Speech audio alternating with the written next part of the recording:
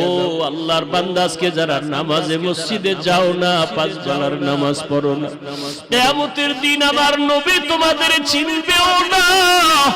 আর যদি তুমি বলো নবী আমি আপনার উম্মত, নবী বলবে তোমার চেহারায় কোনো নূরের আলো নাই, তুমি তো নামাজ পড়ো নাই, ওযু করো নাই, ভেগে যাও।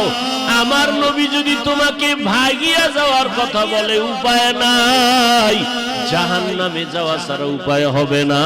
এই জাহান্নামের আযাবের ভয়ে যদি নবীরা কাঁদতে পারেন বেগুনাহ হইয়া, সাহাবায়ে কেরাম যদি কাঁদতে পারেন, ওমরে ফারুক যদি কান্না করতে পারেন, তাবেঈনরা যদি কান্না করতে পারেন, তুমি আমি জীবনে তো ভালো আমল করতেই পারি নাই, তোমার আমার কত কান্না করা উচিত।